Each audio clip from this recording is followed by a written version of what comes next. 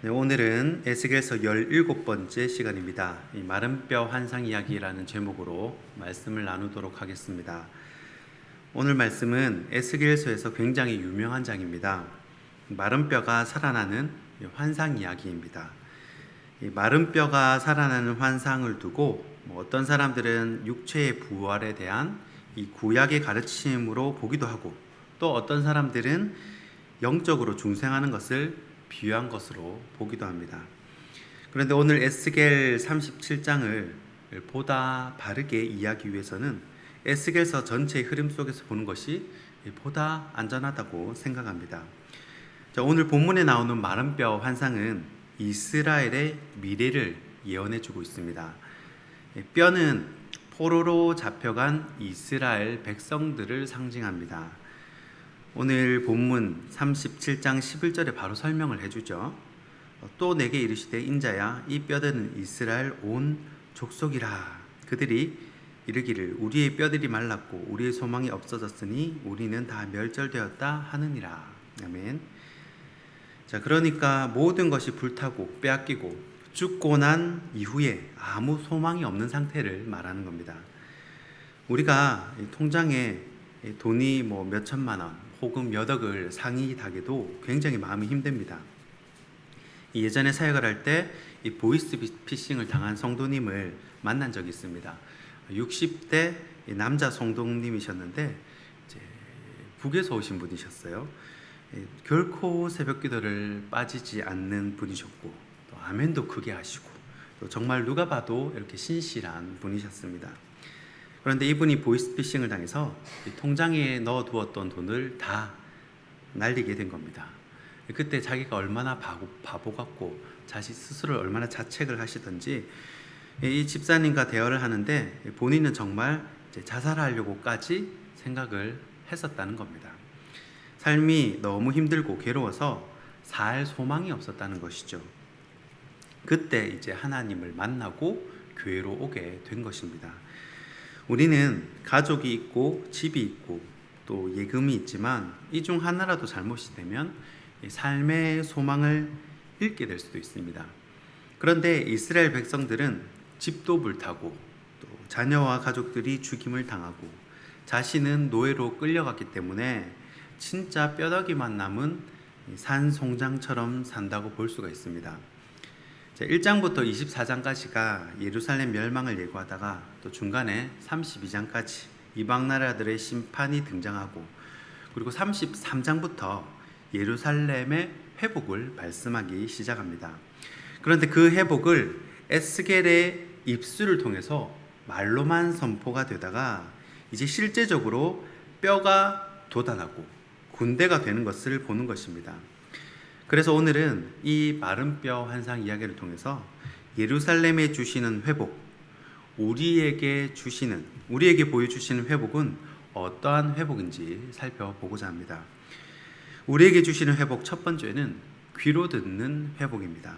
오늘 본문 5절 말씀입니다. 주 여호와께서 이 뼈들에게 이같이 말씀하시기를 내가 생기를 너희에게 들어가게 하리니 너희가 살아나리라. 아멘. 에스겔이 지금 환상을 보는데 하나님께서 직접 뼈들에게 말씀하십니다. 그리고 이 뼈들은 하나님의 말씀을 듣기만 해도 상당 부분이 회복이 된다는 것입니다. 본문 7절과 8절입니다. 이에 내가 명령을 따라 대언하니 대언할 때 소리가 나고 움직이며 이 뼈 저 뼈가 들어맞아 뼈들이 서로 연결되더라. 내가 또 보니 그 뼈에 힘줄이 생기고 살이 오르며 그 위에 가죽이 덮이나 그 속에 생기는 없더라. 아멘. 자, 실제로 하나님의 말씀을 귀로 듣기만 했는데도 뼈가 맞춰지고 힘줄이 생기고 살이 차오르더라 라는 것입니다. 그런데 여기서 한 번 더 명령을 하시는데 여기에 생기가 들어가게 하시는 겁니다. 저는 혼자 산에 가면서 이제 귀에 이어폰을 꽂고 이 말씀을 듣는 것을 참 좋아합니다.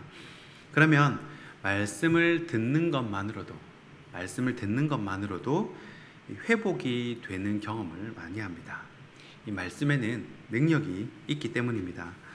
이 세상의 소음 속에 살 때는 하나님의 음성이 잘 들리지 않았는데 내가 세상에서 이렇게 뼈다귀만 남을 정도로 뜯기다가 이 광야로 가게 되면 그때는 하나님의 음성이 들리기 시작합니다. 하나님의 음성이 들리면요, 그때는 소망이 있습니다. 하나님의 말씀이 들리기 시작하면 그때는 소망이 있는 줄 믿으시기 바랍니다. 우리에게 주시는 회복, 두 번째는 눈으로 보는 회복입니다. 오늘 본문 10절 말씀입니다. 이에 내가 그 명령대로 대언하였더니 생기가 그들에게 들어가매 그들이 곧 살아나서 일어나 서는데 극히 큰 군대더라. 아멘. 자, 아까 첫 번째는 귀로 듣는 회복이었습니다. 그런데 하나님의 음성을 듣기만 해도, 하나님의 말씀을 듣기만 해도 이 뼈가 맞춰지고 살이 차는 그런 회복이 있었다는 겁니다. 그런데 거기서 끝나면 안 되고 이 하나님의 말씀 위에 더해야 하는 것이 있습니다. 이것은 하나님의 말씀이 불완전하다라는 뜻이 아니라 하나님의 말씀을 더욱 풍성히 하라라는 것입니다. 8절 말씀을 보니까요, 내가 또 보니 그 뼈에 힘줄이 생기고 살이 오르며 그 위에 가죽이 덮이나 그 속에 생기는 없더라 라고 말씀하시죠. 자, 8절 말씀을 보니까 처음에 하나님의 말씀을 들은 뼈들이 어느 정도 회복을 합니다. 그런데 뭐가 없습니까? 생기가 없습니다. 자, 생기가 없으면 시체겠죠. 개인적으로 시체는요, 뼈다귀보다 더 무섭게 느껴집니다. 왠지 눈을 뜰 것 같고, 왠지 밤에 나타날 것 같고, 왠지 그런 공포가 있습니다. 그런데 거기에 무엇을 더하니 생기가 생기는 겁니까? 에스겔의 하나님의 말씀을 대언하였더니 생기가 들어가서 시체가 살아나는데 군대가 되더라라는 것이죠. 이 뼈가 붙을 때도 그렇고 생기가 들어갈 때도 그렇고 하나님께서 먼저 말씀하십니다. 일단 하나님의 말씀을 먼저 하십니다. 그러면 그것을 에스겔은 아멘 하고 1차로 받고 그것을 다시 대언하여 선포하는 것입니다. 말씀 위에 또 말씀을 세우는 것입니다. 우리는 뼈들이 맞춰지는 것에 만족할 수 있습니다. 살이 차오르는 것에 감격할 수 있겠죠. 그러나 우리가 온전한 회복, 100% 회복을 경험하기 위해서는 이 말씀 위에 다시 말씀을 쌓아야 한다는 것입니다. 이 말씀은 씹으면 씹을수록 풍성해집니다. 이 묵상하면 묵상할수록 차고 넘치게 됩니다. 그때 우리는 은혜 위에 은혜를 누리는 이 100% 회복을 경험하게 된다는 것입니다. 우리에게 주시는 회복, 마지막 세 번째는 체험하는 회복입니다. 오늘 본문 14절 말씀입니다. 내가 또 내 영을 너희 속에 두어 너희가 살아나게 하고 내가 또 너희를 너희 고국 땅에 두리니 나 여호와가 이 일을 말하고 이룬 줄을 너희가 알리라. 여호와의 말씀이니라. 아멘. 이 하나님께서 회복을 허락하실 때 수반되는 것이 바로 동행입니다. 동행. 하나님이 함께 하시는 것입니다. 이 에녹도 하나님과 동행하다가 하늘로 올림을 받았고 요셉도 하나님께서 함께 하심으로 가정 총무로서 또 국가 총무로서 국무총리로서 인정을 받게 되었습니다. 이 다윗 역시 하나님께서 함께 하심으로 어디를 가든지 승리를 하게 하셨습니다. 이스라엘 백성들은 전쟁에서 불리하다 싶으면 들고 나오는 것이 언약궤입니다.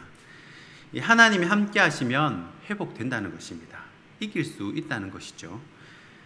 하나님은 완전히 소망이 사라진 유다 백성들에게 내 영을 너희 속에 두겠다라고 말씀을 하십니다. 생명 되신 하나님이 내 안에 계시면 이미 역사는 시작된 것입니다. 회복은 이미 시작되었다는 것이죠. 그래서 하나님이 말씀하시는 회복들을 체험하면서 경험하면서 살게 된다는 것입니다. 저는 이런 삶들이 저에게도 또 여러분에게도 동일하게 임하기를 소원합니다.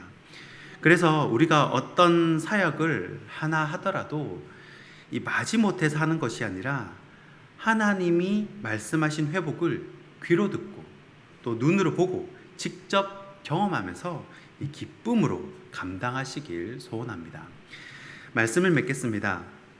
어제 담임 목사님께서 이 설교 중에 오징어 게임 드라마를 예로 들어주셨는데 제가 굉장히 인사이트를 얻고 제가 바로 찾아봤습니다. 이 오징어 게임 전체 드라마를 한 20분 정도로 압축해 놓은 영상을 찾아봤습니다. 이 456억이라는 상급을 두고 456명이 게임을 해서 끝까지 살아남은 사람 한 명, 그 한 명이 그 상금을 가져가는 그런 스토리였습니다. 대부분 사회에서 빚을 지거나 어렵게 사는 게 어렵거나 또 궁지에 몰린 사람들이 그 게임에 참여했습니다. 그때 게임을 진행하는 관리자가 456명의 사람들에게 이렇게 이야기를 합니다. 지금 이 자리에 계신 여러분들은 모두 감당할 수 없는 빚을 지고 삶의 벼랑 끝에 서 계신 분들입니다. 그렇게 얘기를 하는 거예요. 바로 이것이 세상이 우리에게 속삭이는 메시지입니다. 그래서 어차피 버린 몸, 어차피 끝난 인생, 도박에 인생을 걸게 만드는 것입니다. 세상은 그렇게 이야기합니다. 너는 벼랑 끝에 서 있다. 이미 어렵다. 너는 벼락거지다. 전혀 하나님은 없는 것처럼 그렇게 이야기를 합니다. 그러나 하나님은 살아계십니다. 하나님은 살아계셔서 그 회복을요, 귀로도 듣게 하시고 눈으로도 보게 하시고 또 삶으로도 경험하게 하십니다. 그 하나님을 붙들고 소망을 가지는 저와 여러분이 되길 주님의 이름으로 축원드립니다. 기도하겠습니다. 이 소망의 하나님,